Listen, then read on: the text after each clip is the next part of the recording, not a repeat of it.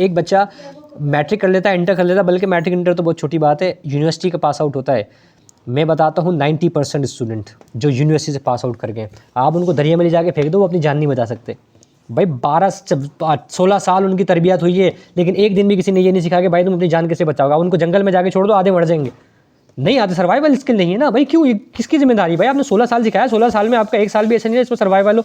तो भाई schooling system ऐसा होना चाहिए जहाँ पर जो बच्चों को सर्वाइवल स्किल सिखाएं, ज़िंदगी कैसे बचानी है, जिसके अंदर स्विमिंग भी आ जाती है, अपनी जान कैसे बचानी है। भाई फिजिकली फिट होना है, फिजिकली फिट करें बच्चे को, रोज़ाना पता हो। बच्चे को पढ़ाया तो ज़्यादा, बहुत सारे सब्जेक्ट पढ़ाए जाते हैं, एक्सरसाइज की अहमियत है, फिजिकल फिटनेस की अहमियत है, कितनी किताबें लिख दी गई हैं, कितनी किताबों के चैप्टर है, उर्दू में भी, इंग्लिश में भी, कितनी किताबों में, साइंस में भी है। भाई बच्चे को स्कूल में कितने दिन एक्सरसाइज कराई जाती है? एक दिन होता है पीटी का पीरियड, भाई एक दिन के लिए। बच्चे को पता होना चाहिए भाई इस पीटी के बगैर आपका काम नहीं होगा, रोज़ाना होना चाहिए। 5 मिनट करा लें आप बच्चों को, तो फिटनेस पता हो ना कि ब्रेन की ग्रोथ किस तरह से होती है। यार आपको जब पता होगा कि भाई आपने, जब आप रनिंग करते हो रोज़ाना, जो है कोई आप एक्सरसाइज करते हो, तो उससे जो आपके, ना सिर्फ आपकी बॉडी के जो है सेल्स एक्टिव होते हैं, ना सिर्फ जो है आपके मसल्स जो है स्ट्रॉन्ग होते हैं, आपकी हड्डियाँ स्ट्रॉन्ग होती हैं, आपकी ग्रोथ होती है, आपकी ब्रेन डेवलपमेंट के लिए कितने, आपके ब्रेन जो और जो बॉडी जो आपके हार्मोन्स बनाती हैं, आपका स्ट्रेस लेवल कम करती है, आपकी डिप्रेशन कम करती है, आपके अंदर जो है लर्निंग स्किल्स को इंप्रूव करती है, आपकी मेमोरी स्किल्स को इंप्रूव करती है। आप ये पढ़े लिखे एक स्कूल का होने मकसद ही ये था। तो भाई लेकिन तसव्वुर ही नहीं है, ना बच्चे के माँ बाप करते हैं, ना टीचर खुद नहीं करता एक्सरसाइज, टीचर खुद जो है मतलब ना हेल्दी एक्टिविटी नहीं करता, लेकिन टीचर जो है लेक्चर देगा, बच्चे कहाँ समझ में आएगा? टीचर जो है बेचारा जो सुस्त होकर बैठा हुआ होगा, तो बच्चे के अंदर कहाँ से एनर्जी आएगी?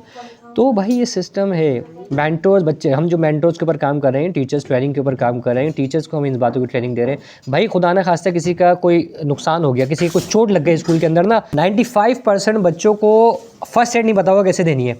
रोड के ऊपर खुदा ना खास्ता कहीं एक्सीडेंट हो जाता है, आप देखो होता क्या है, बंदे के साथ जो सलूक किया जाता है ना फर्स्ट एड के नाम पे, कोई उठा रहा है, खुदा ना खासा किसी की हड्डी टूट जाती है ना, उसके कुछ स्टैंडर्ड होते हैं, उसके कुछ प्रोटोकॉल्स होते हैं, एसओपीज़ होती हैं कि भाई उसको जो है पहले लकड़ी लगा के जो है उसको करना, ताकि कहीं आपका उसको, अच्छा बंदा जख्मी है, उसको दो बंदे हाथ पकड़ेंगे, 2 बंदे पाँव पकड़े, उठाए करें, भाई हो सकता है उसको थोड़ा बहुत हाथ का जो फ्रैक्चर है पूरा ही निकल जाएगा। भाई क्योंकि सिखाया नहीं गया, क्योंकि हमारे जो स्कूलों में, कॉलेजेस में, यूनिवर्सिटी में इन बातों की तरबियत होनी चाहिए थी। किसी का एक्सीडेंट हो जाए तो उसकी जो है फर्स्ट एड किस तरह से दी जाएगी, किसी की हड्डी किस तरह बचाई जाती है, कार्डियक अटैक क्या होता है, हार्ट अरेस्ट क्या होता है, उसमें फर्स्ट एड क्या होती है, सीपीआर कैसे दी जाती है। जब हम स्कूल में नहीं सिखाएंगे, आग लग गई तो उससे किस तरह से बचाया जाता है, हम स्कूल में नहीं सिखाएंगे ना भाई, तो फिर जो है मतलब ना हमारे बच्चे तालीम के नाम पर, हमारी पढ़ाई के नाम पर, एजुकेशन के नाम पर जो हमारे साथ मजाक हो रहा है ना, जिसके लिए हम जो आवाज़ उठा रहे हो, जिसके लिए हम जो भाग दौड़ कर रहे हैं, तो